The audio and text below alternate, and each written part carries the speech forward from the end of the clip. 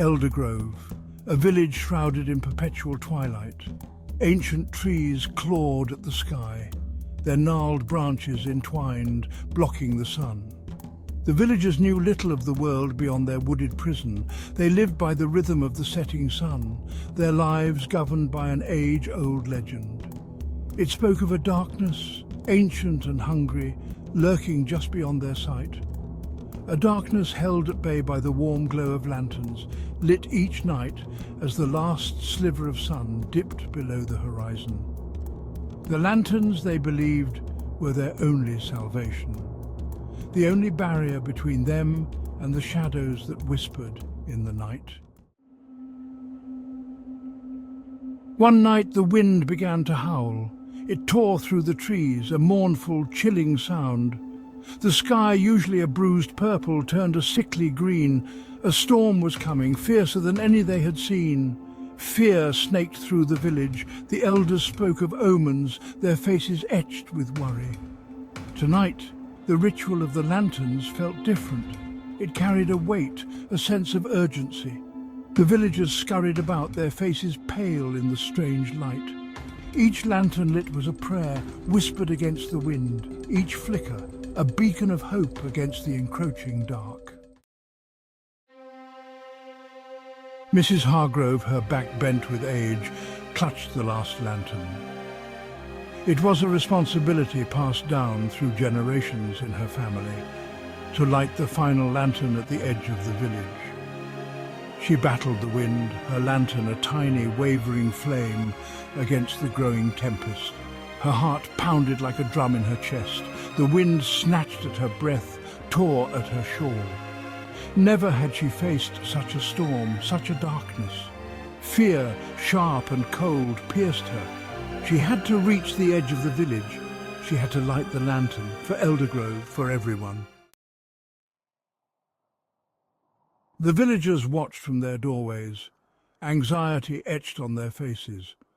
They huddled together, seeking comfort in numbers. The storm raged, a symphony of wind and rain. The trees swayed violently, their branches like skeletal fingers scratching against the sky. The wind howled louder, a primal scream that echoed through the village. The lanterns flickered, their flames dancing wildly in the gale. A collective gasp rippled through the onlookers as one by one the lanterns began to sputter and die. The darkness was winning. The storm reached its crescendo. Rain lashed down, a blinding curtain of water. The wind shrieked, tearing at the fabric of the village. And then silence. The storm ceased as abruptly as it began. An unnatural stillness descended upon Eldergrove, but it was not the peace of a storm past. It was the silence of something waiting. The rain stopped, but the clouds remained. They swirled above the village, a maelstrom of darkness, obscuring even the faintest glimmer of the moon and stars. Mrs. Hargrove, battered but resolute, finally reached her destination. Her lantern, the last beacon of hope, flickered precariously in the wind. She shielded it with her frail body, her heart pounding against her ribs. She had to light it. She had to keep the darkness at bay. With trembling hands, she lowered the lantern towards its stand. The wind whipped around her, trying to extinguish the fragile flame. For a moment it held, a tiny spark of defiance against the encroaching darkness. Then a gust, stronger than any before, slammed into her. The lantern flickered once, twice, then died. Darkness, total and absolute. It swallowed the village whole, a suffocating blanket that chilled the very marrow. Mrs. Hargrove gasped, her heart a drumbeat of terror in her chest. The legend, it was true, she felt a cold dread creep into her, wrapping around her like icy fingers. The darkness was not just the absence of light. It was a presence, a living, breathing entity. She could feel it pressing against her, sensing her fear, feeding off it.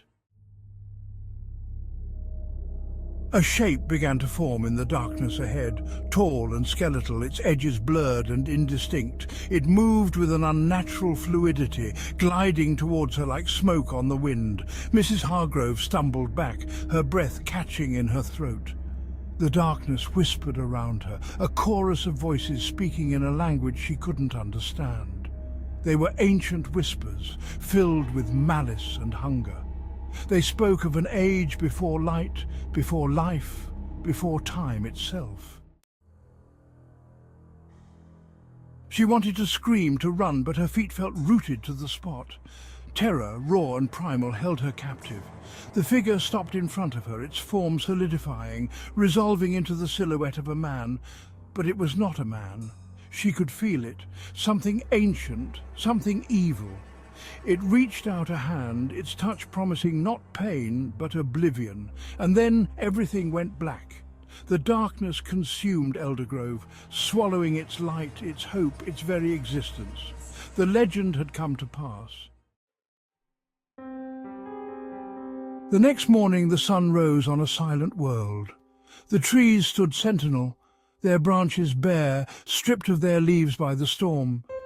But there was no birdsong, no rustle of life, only an unsettling stillness. Eldergrove was gone. The village, the people swallowed by the darkness they had feared for generations. The lanterns lay scattered on the ground, cold and lifeless. The last light had been extinguished, and the darkness, ancient and hungry, had claimed its prize. Eldergrove was no more. Only the silence remained, a chilling testament to the night the lanterns went out forever.